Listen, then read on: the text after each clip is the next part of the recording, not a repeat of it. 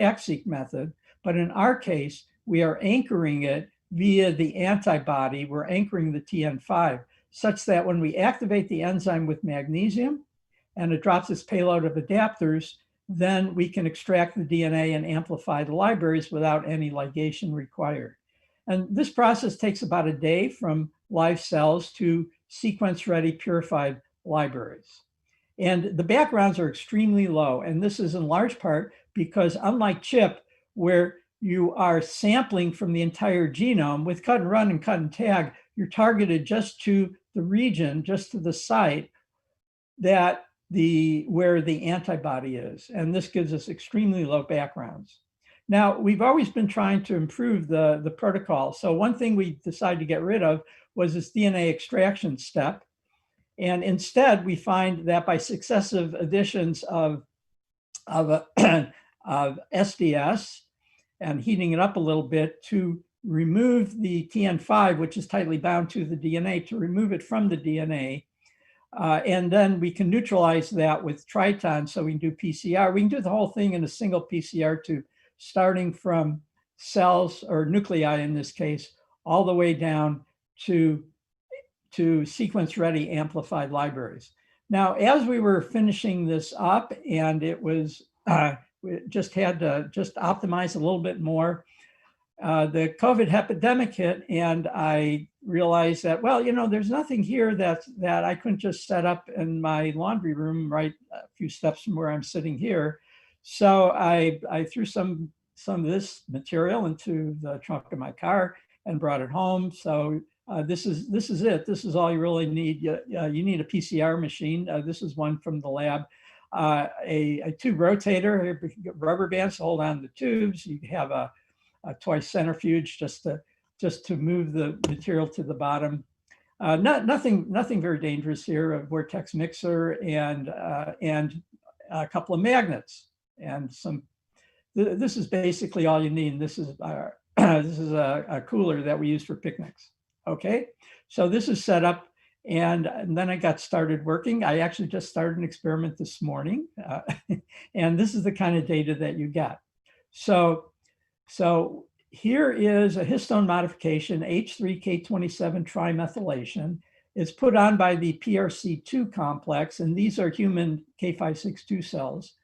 And what you see is ChIP-seq data from ENCODE showing that there's a large domain of H3K27 trimethyl. It's a critical mark for polycomb silencing, and I'll be saying a lot more about that later in the talk. And you can see, even though ENCODE requires about 1 million cells, in cut and tag, even going down to about 100 cells, we still get very nice signal to noise, but much better than you get with ENCODE. And that's because the backgrounds are extremely low. And we get similar kinds of results for a mark of promoters, H3K4 trimethylation. We can go down to about 100 cells or so, and we can still get peaks and the signal noise is good.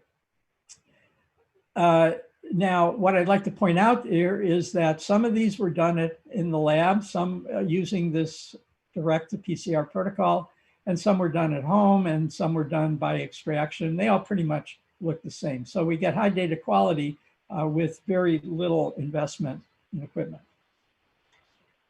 Because this is so useful, we put this up on our Protocols IO site as a protocol that people can use. Now, Protocols IO is interactive, so you can go to our site. We have sites for cut and run, cut and tag, and now for the cut and tag direct is cut and tag at home. You can go there, get the latest protocols. You can ask questions. I monitor, Derek Janssens and I monitor, answer questions. We've answered hundreds of questions. They come in every day. But at the same time, in order to give the background to it, we put it up a paper in bioRxiv. So you can, and they are linked to one another. So you can get the protocol, and then you can see what the results look like and get it in the context of a real experiment. And this seems to be caught on. And here's somebody who lives right across the street from Mass General Hospital who set it up on a desk. Looks pretty good. Just show one thing that they did that we hadn't thought of. So in order to get a tube rotator, they have a barbecue rotisserie motor that they stuck a pen into, so that you basically tape the tubes to. So you can do this without a whole lot of equipment. But if you do have equipment, for example, if you just happen to have a robot, you can automate the whole process. So this is work of Derek Jansen's, who first automated our cut and run method.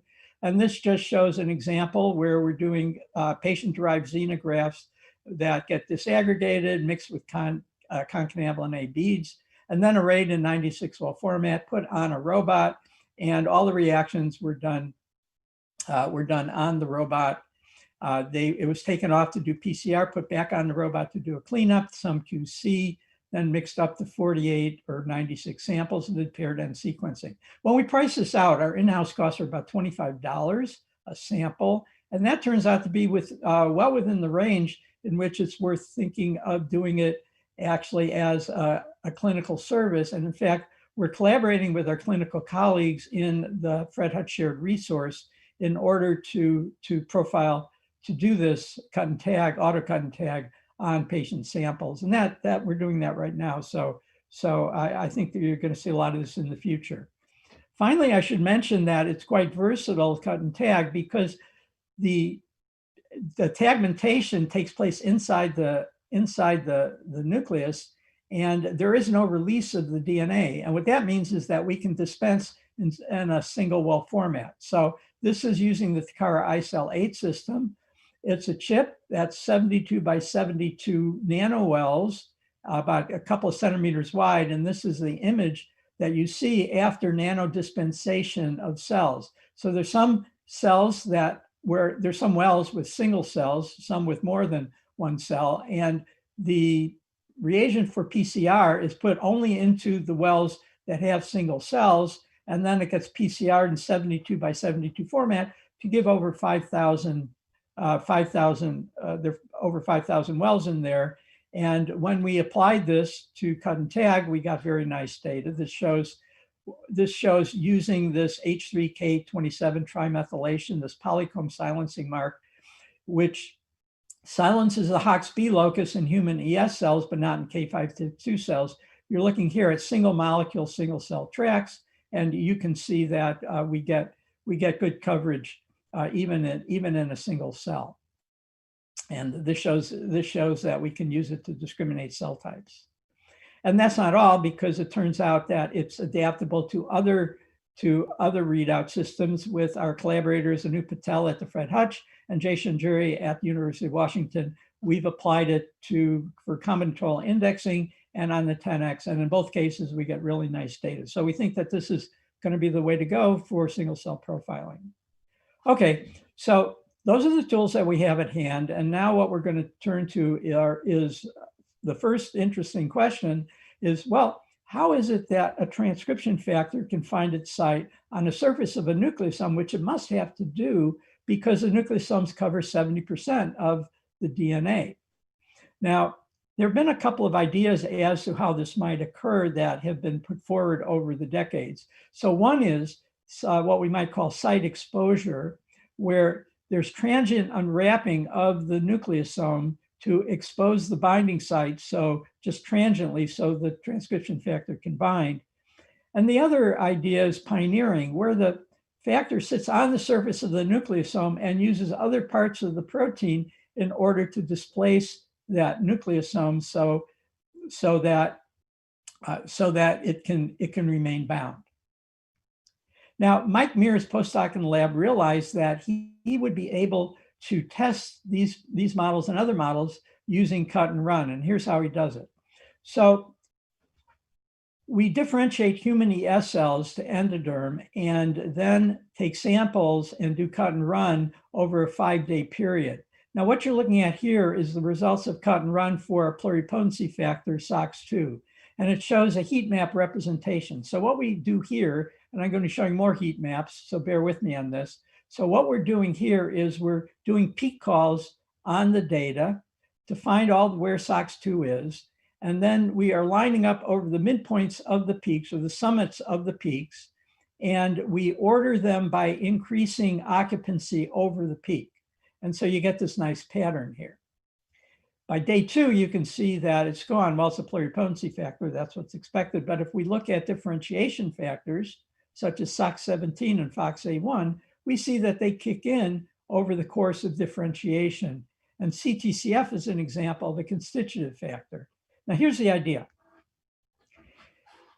If a transcription factor is bound to the surface of the nucleosome, then it will not be able to cleave on either side with the eminase that's tethered to it. However, it can cleave around the entire nucleosome, releasing a larger fragment than if the transcription factor is just bound without a nucleosome, which would give a smaller fragment.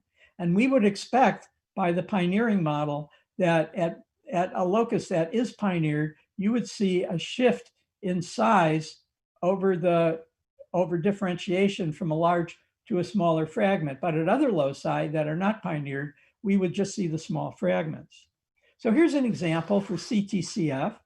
And what we're doing here is plotting the mean fragment length on the y-axis. So larger fragments are above. And what we see is that there's very few sites, loci, that show pioneering by this assay. However, if we look at FOXA2, which is a bona fide pioneer factor, you can see that about 29% of the sites show by this assay show this pioneering activity. In fact, this turns out to be general for pioneer factors. So here what we're looking at is CTCF, and we're using a cutoff of 120 base pairs. Nucleosomes are 147 base pairs, so anything that is larger than 120 we'll consider a nucleosome, and anything below is not, and that would be the transcription factor itself. And so you can see that there's some 8% at CTCF sites, there are some 8% of those sites show pioneering by this assay, going from early to mid to late in differentiation to definitive endoderm. Whereas GATA4, about half of the sites show pioneering by this assay. Now, if we can separate the sites based on whether they're pioneering or not, we can ask what's the difference between those sites? Are the sites, some sites more highly, do they bind the transcription factor more tightly? To test that, we look at the motif that is being, that the factor has evolved for. So for FOXA factor, this is a sequence logo representation of the motif that FOXA likes to bind. And we will make the assumption that this is what FOXA has evolved to bind, and any deviation from it would be lower affinity site.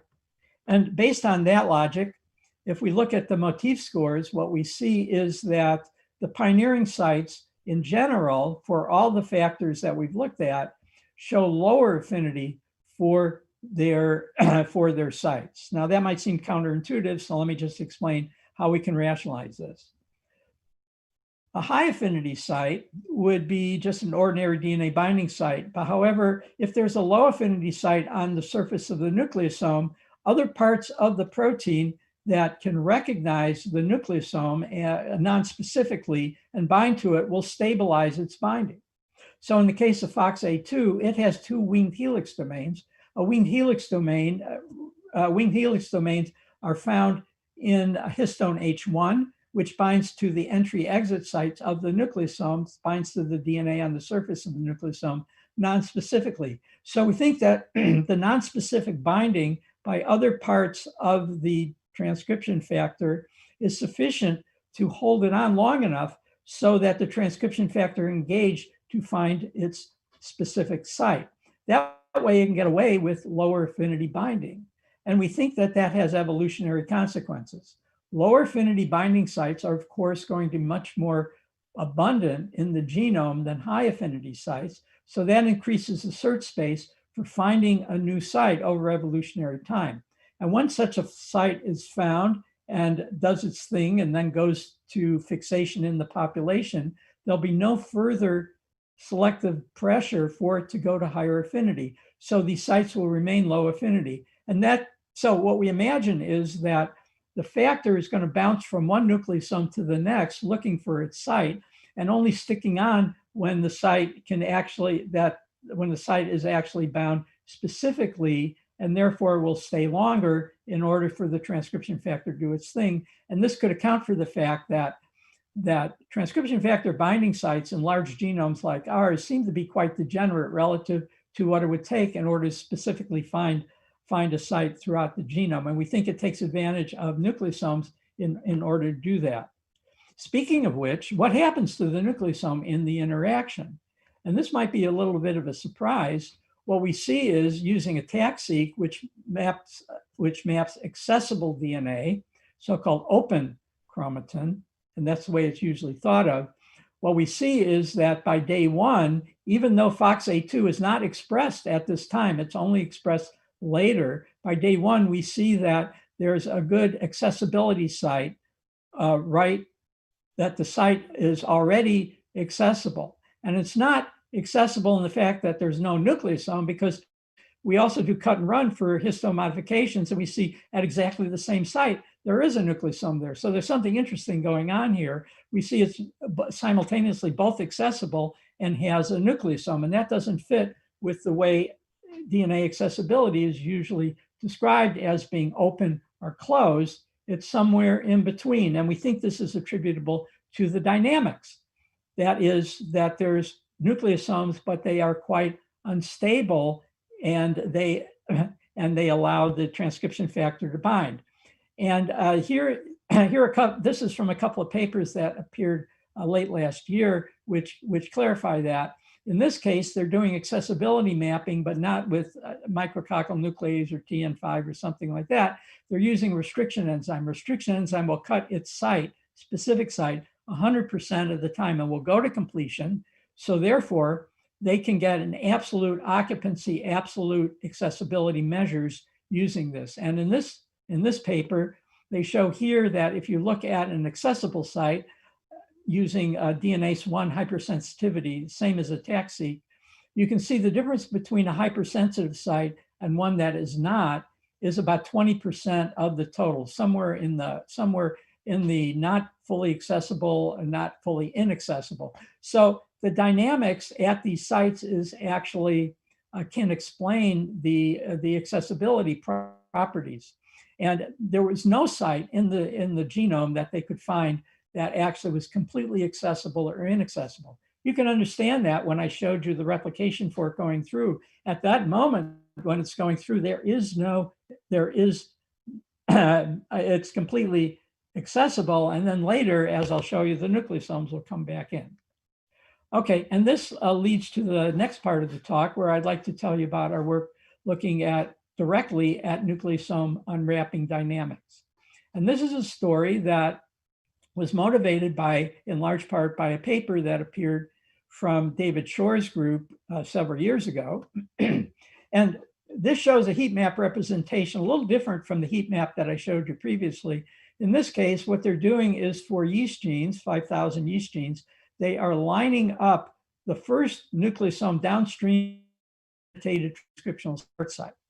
So what you see here is a line through the first nucleosome. And if you go to the second nucleosome, we'll call this the +1 and this the +2 nucleosome, there's a uniform distance between them. However, between the +1 and -1, there's a variable distance, and they've taken advantage of that in order to order by increasing width of the nucleosome depleted region, or as I call it, the NDR. And what they noticed was something interesting. There are these particles here that show up in the wide NDRs, and the particles are about the width of a nucleosome. That's about 150 base pairs. And so they assume that these are nucleosomes, and they showed this interesting property that they're very sensitive to this enzyme micrococcal nuclease, which is used for the mapping. So these are so-called fragile nucleosomes. However, this interpretation ran into some controversy. Another group said, well, we did some CHIP and we didn't see any histones there. They also looked at some data that we had published using a chemical cleavage mapping approach, and we didn't see, and they didn't see any particles in here. So they argued that these are some other kind of particles. We don't know what they are, but they're not nucleosomes. And then Shore came back and said, no, actually, when we do CHIP, we see that there are histones in there. So what's going on here? we had an idea as to what might be responsible for this, and we thought it'd be quite interesting and worth following up. And what we thought was that it's this large complex, a nucleosome remodeler called RISC. Now, RISC is the only essential remodeler in yeast, and its job is to maintain nucleosome depletion at NDRs. And this comes from a recent cryo-EM structure from Patrick Kramer's group, in which you could see that there's this DNA interaction module of the complex that holds the complex onto the NDR. So here's the NDR.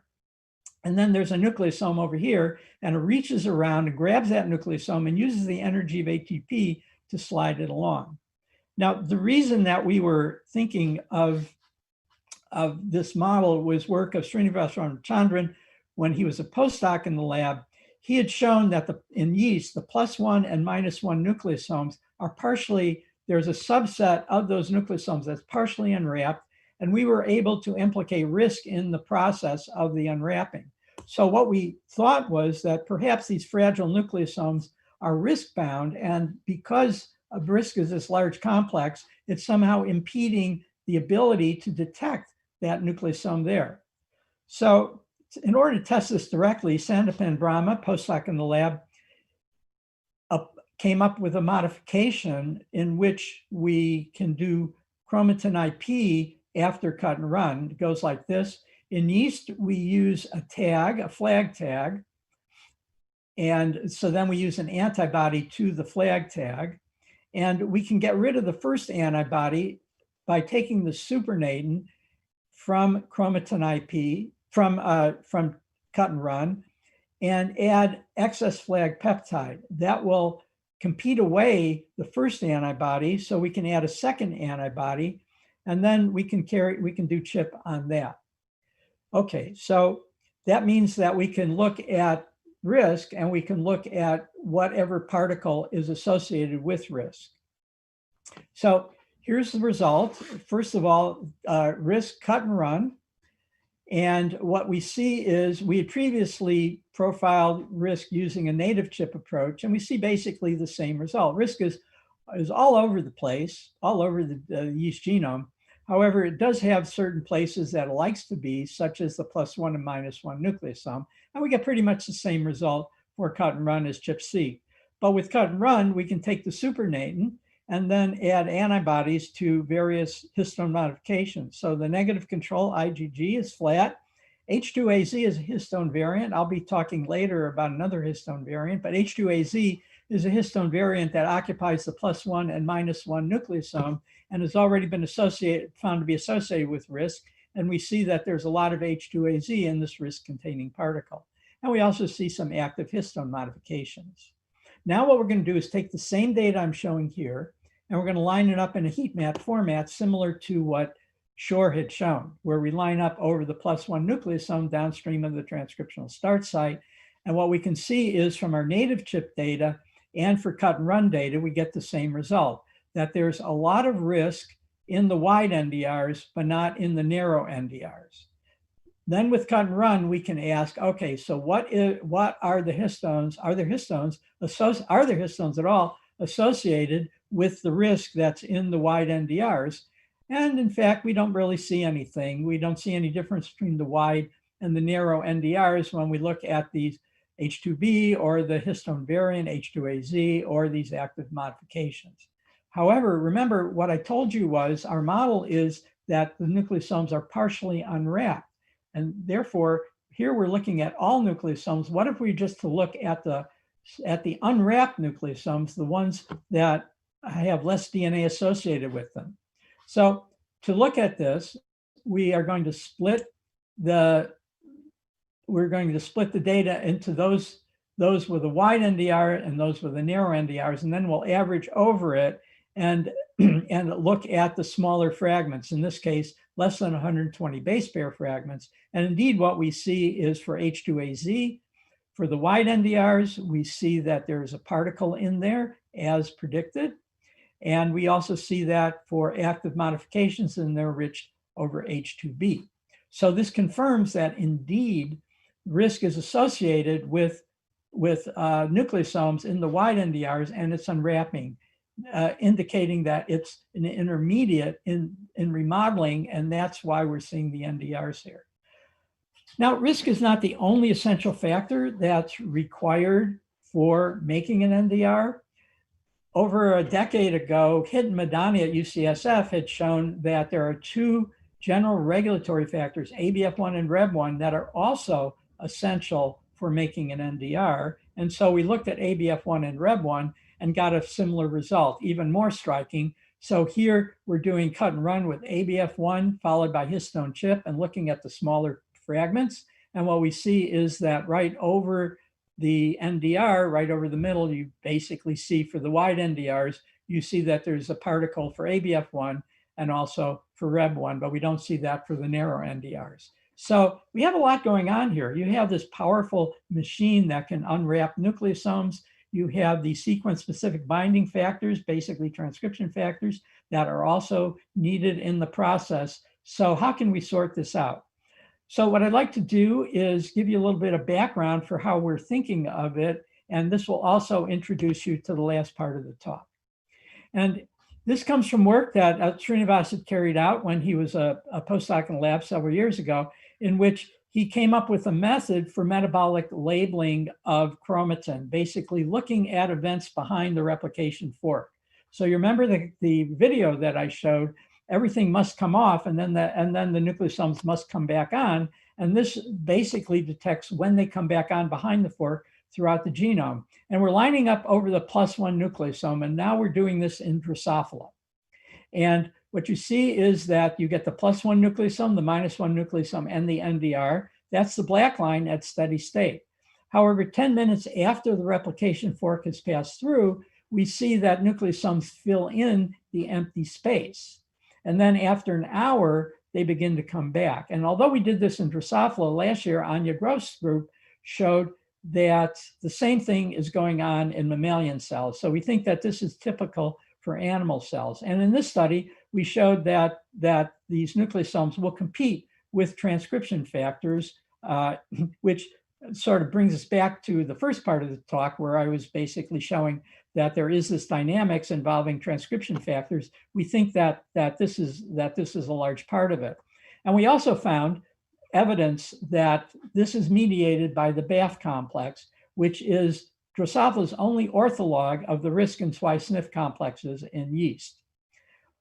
Now, however, about the same time, another group published a paper where they did pretty much the same approach. They had 5-minute resolution, better than ours. They did this in budding yeast, but they didn't see anything at all like what we saw here. They didn't see anything filling up in the NDR.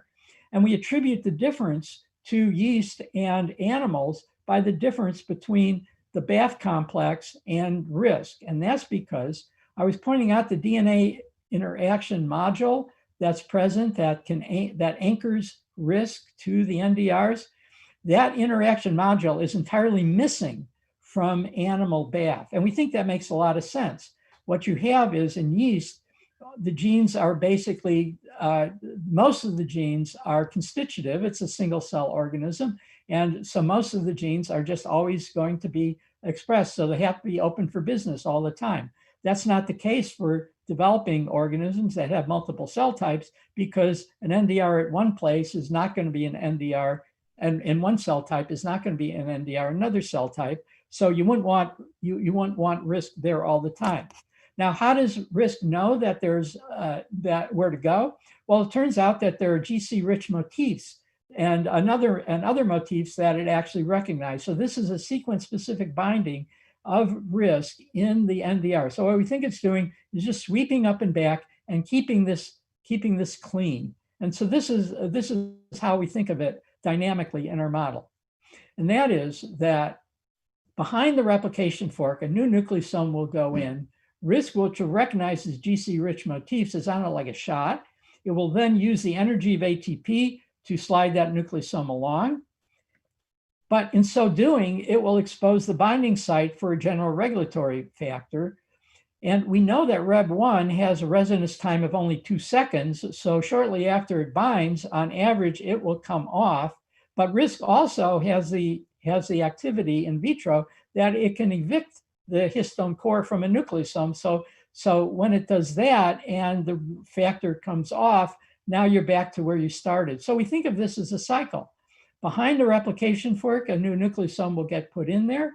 However, risk will take it out, and then another one will go in throughout the cell cycle. So we have two different processes of nucleosome assembly, one behind the replication fork and then one that continues throughout the cell cycle and maintains this nucleosome depleted region dynamically. And this leads me to the last part of my talk, in which I'm going to show you that there's actually a counterpart to what I just described.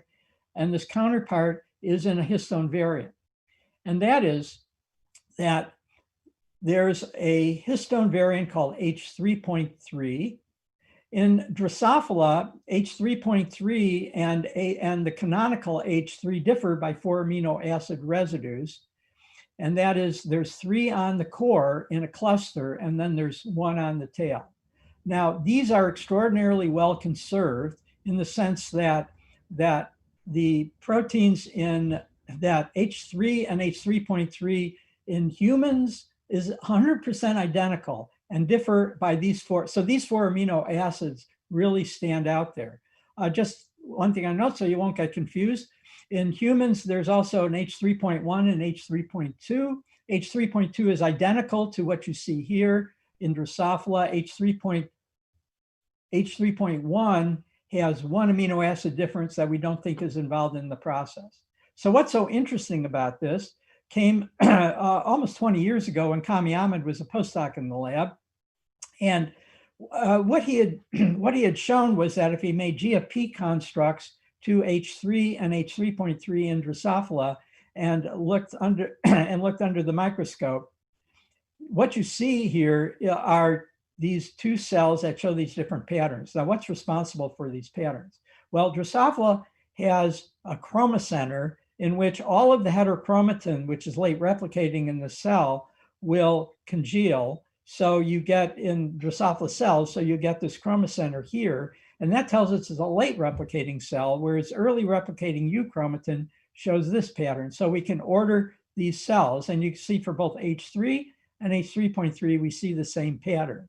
However, there's a difference over the rest of the cell cycle in that H3, we don't see any incorporation at all, whereas for H3.3, we see incorporation throughout the chromosomes. And there's one spot there that turns out to be the active ribosomal DNA cistrons. So these are the most highly transcribed regions in the genome, and they really light up. So this tells us that there's 2 distinct processes. There's one of replication coupled assembly that can be seen for both H3.3 and H3, but H3 does not participate in the other one, which is transcription coupled assembly.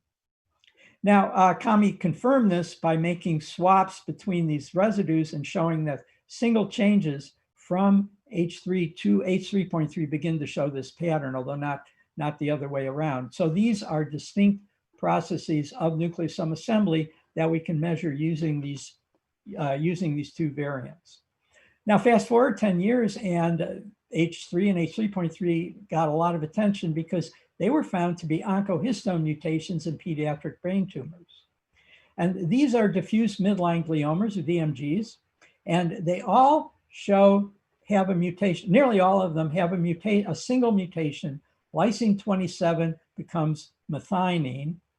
And it can be either H3 or H3.3, although the large majority are H3.3 mutations. Now, if you go through the numbers here, there's 16 histone H3 genes, mostly H3.1, 3.2. However, it only takes a single allele of one of the 16 genes to drive cancer. So it's extraordinarily powerful oncogene.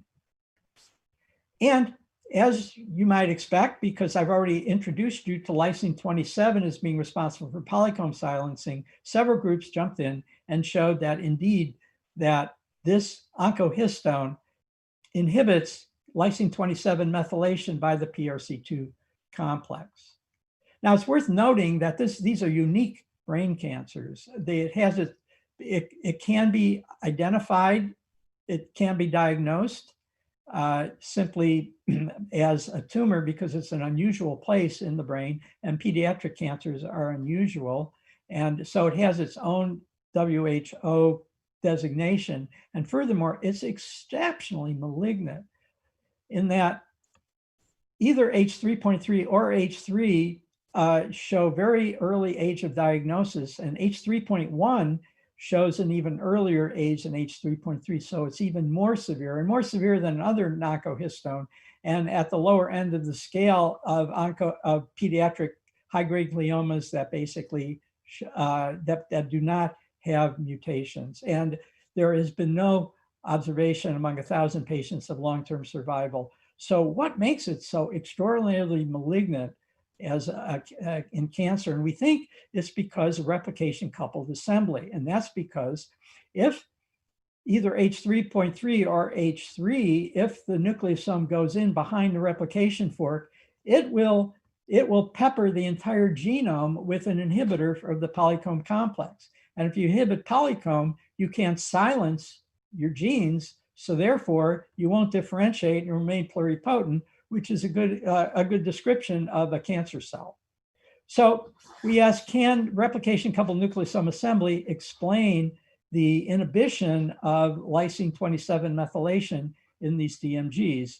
And this is work of Jay Sarthy. He's a pediatric oncology fellow in the lab who really got us going on this project. And what you see is if we show a heat map representation of a high-grade glioma that does not have a histone mutation versus the oncohistone that's either H3.3 or H3.1, we see that relative to the high-grade glioma, we get this low background of labeling for both, but only in H3.3 do we see the active gene pattern. That is, if we line up here in this heat map over the transcriptional start site and order by increasing transcription. We're using histone modification to do the ordering. You can see that we get the active gene pattern for H3.3, but we don't see that for H3.1. It's just distributed throughout. Now, what we're going to do is look. So let me remind you, what we're looking at here is the oncohistone. Now we're going to look at the methylation. And we do the methylation by calling peaks for the polycomb, domains, and we're doing k-means clustering, an unsupervised method for these 5 different cell lines. We have a high-grade glioma, we have the H3.3, H3.1 oncohistones, embryonic stem cells, and neural stem cells. And you can see what the high-grade glioma and the neural stem cells have in common is you do see these polycomb silenced domains. However, you don't see that for the H3.3 or H3.1. Globally, they look very much like embryonic stem cells as if they become pluripotent. Now, interestingly, class 4 here shows a difference between H3.3 and H3.1, where H3.3 shows the polycomb domains that you see in normal neural stem cells, but we don't see that for H3.1. Here's an example of that. So there's a polycomb silence domain silencing the GATA3 locus in wild type. And it's also, so we see it in H3.3, but we don't see the methylation. We don't see the methylation H3.1. And this turns out not to be because there's no PRC2, but there is a whole lot of PRC2 there. It must be locally inhibited. So we get global inhibition throughout the genome, and at particular sites, a polycomb of strong polycomb silencing for H3.1, but not H3.3, we're seeing local inhibition. So let me just explain that with a model. And that is that H3.1 is abundant. It gets put in behind the replication fork. It's made in multiple copies, so there's a lot of it, and it will basically fill up the entire genome. H3.3 is much less abundant. And furthermore, H3.3 is favored for going into active sites. There's almost none of it that will go into polycomb domains. So polycomb domains would be PRC2 that puts the methylation on would be inhibited by H3.1 at these domains, but hardly at all by H3.3. And this can explain the patterns that we see. So with that, I'm just going to summarize and close. I showed you today that cut and tag can be used for sensitive epigenomic mapping, that pioneer transcription factor sites in general have weaker binding motifs, which we think is important for their function. Nucleosome depleted regions are dynamic, as I showed you in budding yeast, and we think that that's quite general for animals as well. And the replication coupled nucleosome deposition can explain the PRC2 inhibition. Okay, the work I talked about involved these people here. I think I mentioned them as I went through. Pete Skeen, who's now at the Allen Institute, and Hatice Kayor-Kur, who's now at the Altius Institute, both in Seattle, really got us going with the cut and run, cut and tag. Derek Jansen's automated it. Mike Mears did the pioneer factor story that I told you about. Sandapan Brahma was responsible for the risk study. Srinivas Ramachandran, he has his own lab at University of Colorado, Denver. He really got us going on the dynamics. And Jay Sarthy did the glioma study. And I didn't have a chance to talk about work of other people in the lab, but they're also taking advantage of some of these tools that we developed. We work right here, and these are our funders, and I'll stop there, and I hope there's some time for questions. Thank you.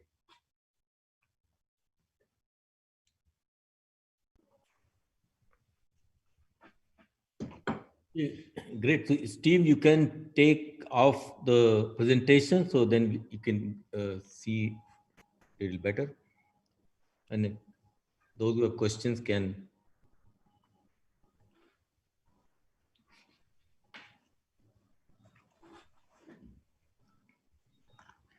Okay, so Steve, can you hear us?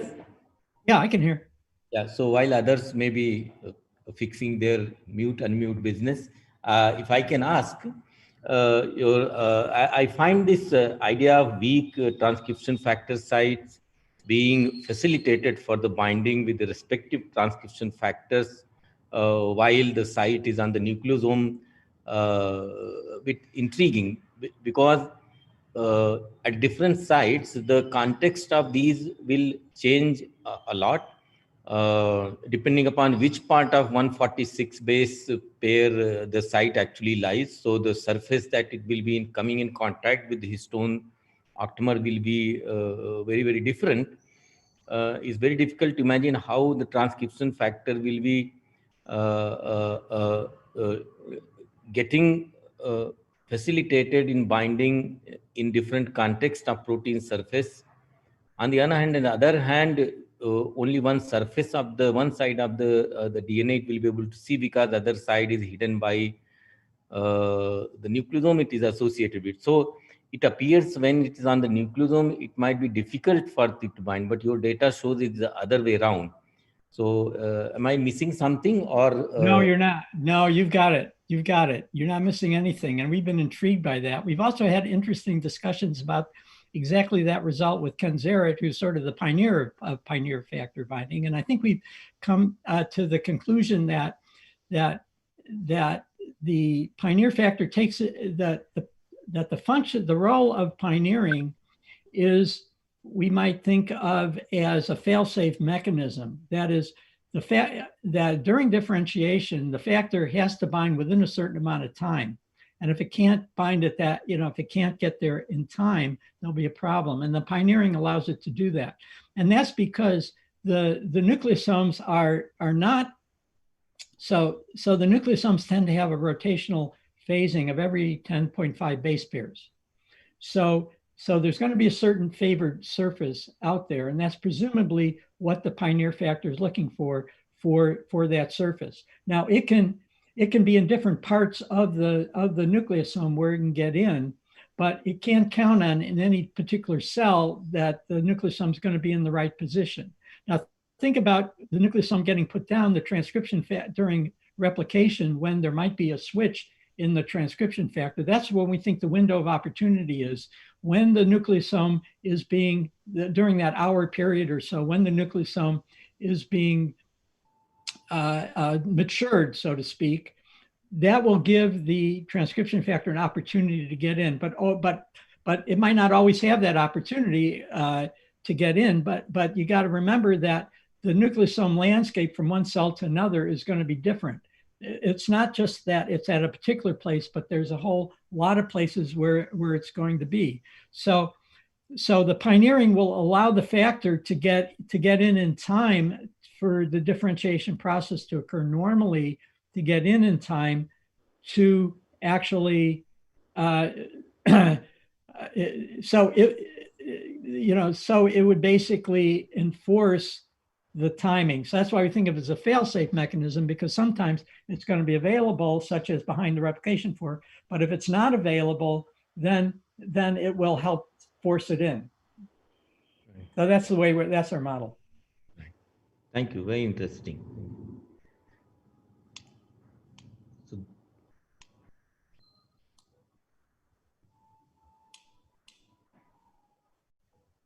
So if somebody has question, can unmute and ask. Go ahead. I have a question. So, Steve, it was a wonderful talk, and I wanted to ask if you have tried mapping at a lot of transcriptomic data and tried to correlate how the differentiation is happening and what all can you look at the global landscape with respect to RNA levels as well. We haven't done much with looking at global levels. In a way, we're using this modification H3K4 dimethylation, which turns out, and trimethylation, they turn out to be actually excellent. It's already known that they are coupled to transcription. For example, it's known that the enzyme that puts them on travels with RNA polymerase II. So because of the methodology that we're using, and we like to compare like with like, we basically do the comparisons to the histone modifications in the studies that we're doing. Nevertheless, we do, when we look at RNA-seq data, which, and the other thing I should mention that we compare it to ProSeq data, which is run on sequencing, which gets RNA polymerase II itself, but gets the transcript, and we see correlations there. We don't trust all that much looking at expression from RNA-seq data, because RNA-seq data really comes from the cytoplasm. It's been processed, and there's a lot that's been going on there. So we prefer to look more directly at transcription rather than at the product of transcription. Okay.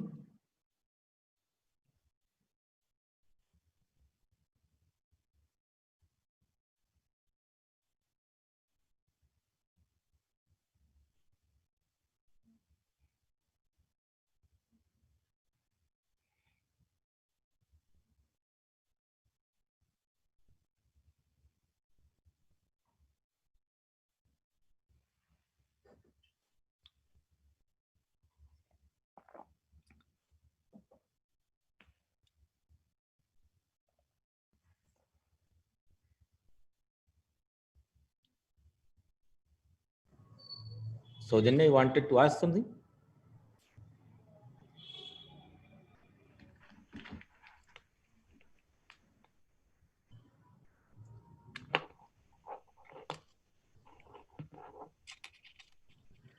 Okay, so Steve, if I can ask another one, while others may be still recovering from the fantastic talk that you gave, I'm sure so many ideas that people will be now grouping with this.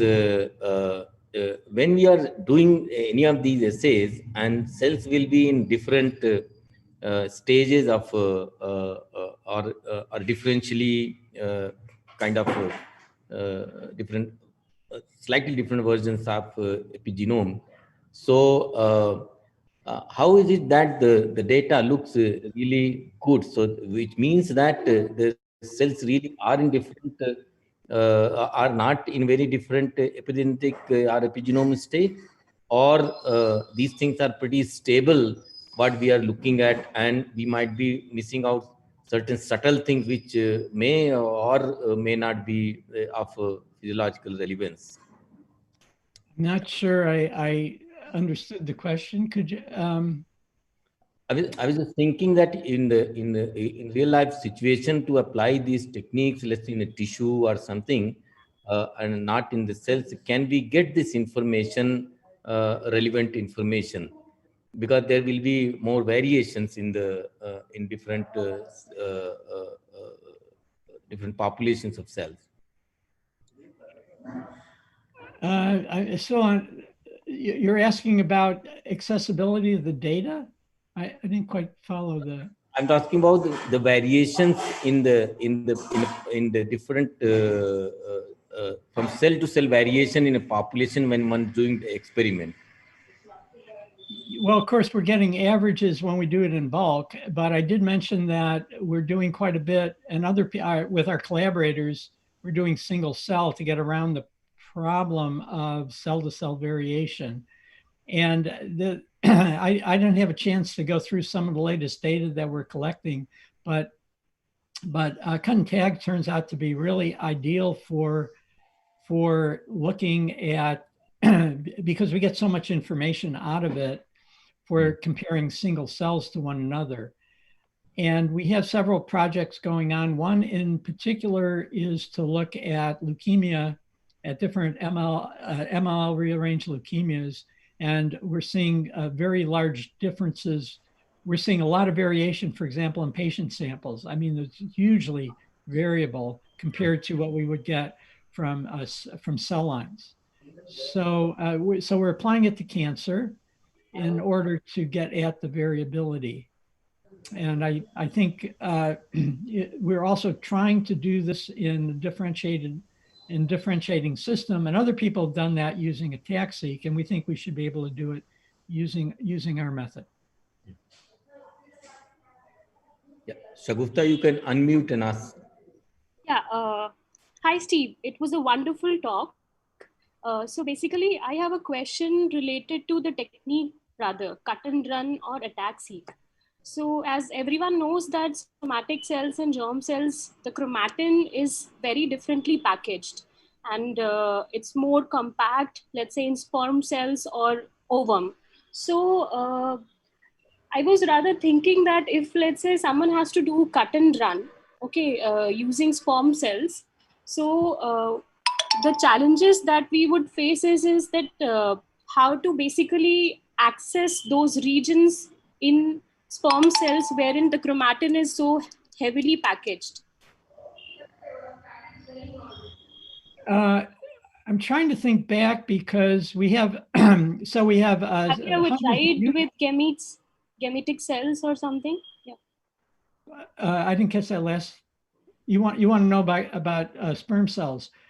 I do believe that we have users who are doing it on sperm cells. I can't remember whether it was cut and run or cut and tag. Okay.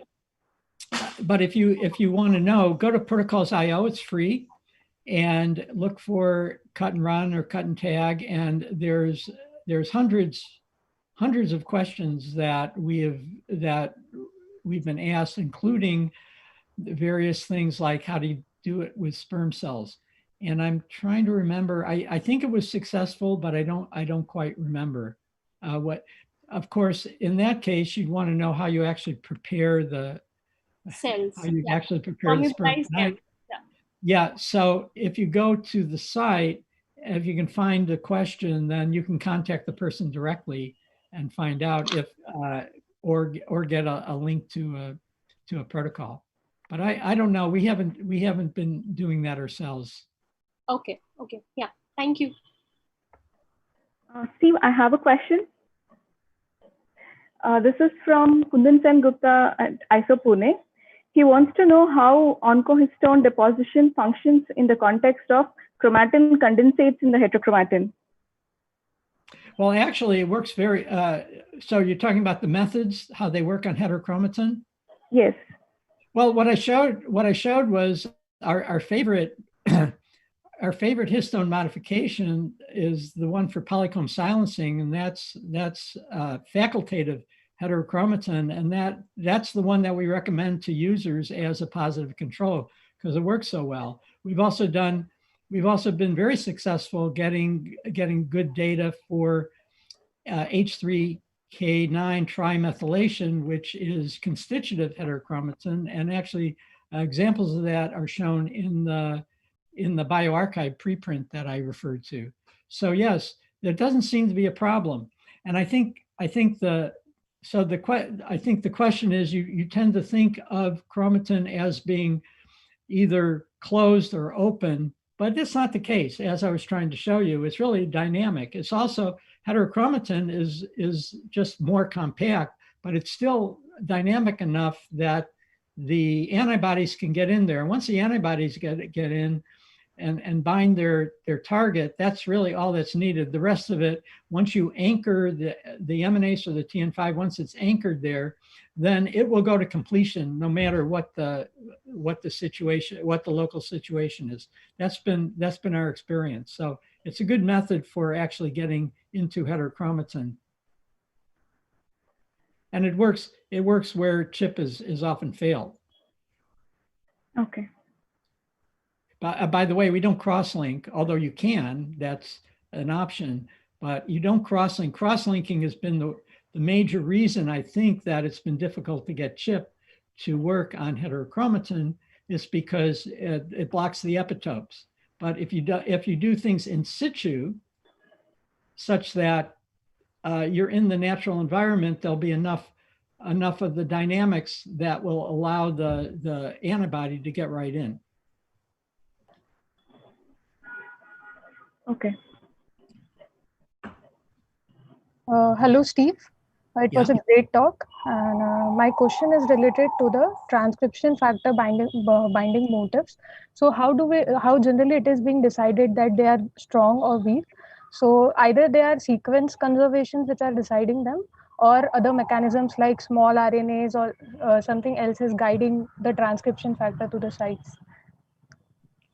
I don't think there is any guiding. I think that people not for ordinary transcription factors. There are, of course, there are link RNAs that are involved in, and small RNAs that are involved for some factors, but for sequence-specific DNA binding factors, I think that the model that I showed is sufficient together with other factors. So for example, when we compare our GATA4 and FOXA2 data, we can see that there, and also we've done this with SOX2 and OCT4, we can see that there are sites that overlap, that are close to one another and overlap. And we think that they work independently in displacing a nucleosome. And so, so we don't even have to invoke cooperativity. I think that there's enough information there, both by nucleosome binding and by the specificity, in order for diffusion to account for binding. I don't really see any evidence that you need anything more than that. There are cases of guiding by small RNAs, by link RNAs, of course, but not for transcription factor, not for ordinary transcription factors, as far as I know.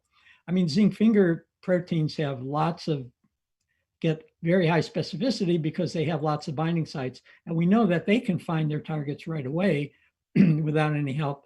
So I think the same goes for these for these pioneer factors.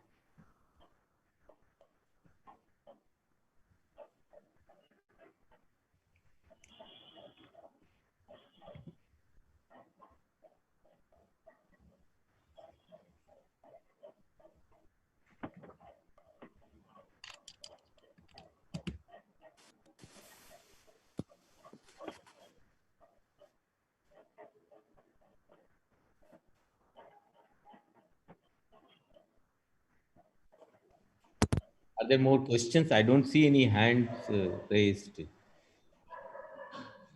So, Saujanya or Santosh, who is managing? Yeah, if there are no more questions, I would like to thank Steve for accepting our invite to give this talk. It was a very insightful talk. Thank you, Steve. Thank you. Thank you. It was wonderful, Steve. Thank you really for accepting it. It was great hearing you after a really long time. And I hope to interact more. Thanks, sir. Thank you again. I think there's one question from YouTube. Okay. So, Steve, there's a question for you, and they are asking if the differences between animals and yeast nucleosome occupancy, do you see any difference? And what's the idea in plants? Plants, as far as we know, would be very much like animals in the for making a nucleosome depleted region, and for and for the events that occur behind the replication fork. But I don't know of. I can't think of any data set that's actually shown that.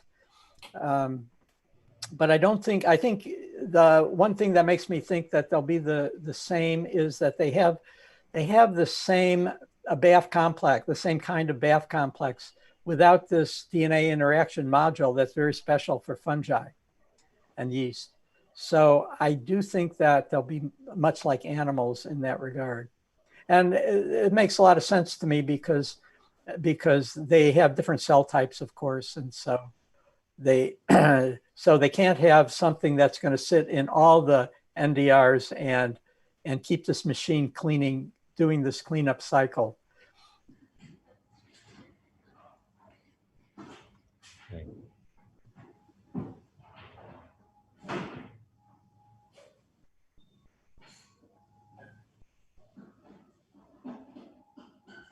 All right. Any more?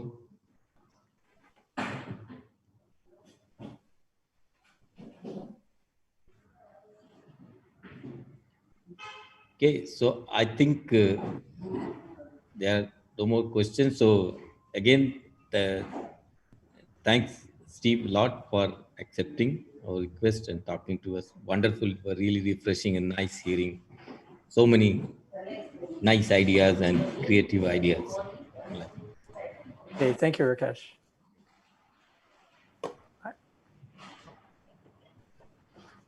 Okay, guys, so we'll close this. I'll stop the recording.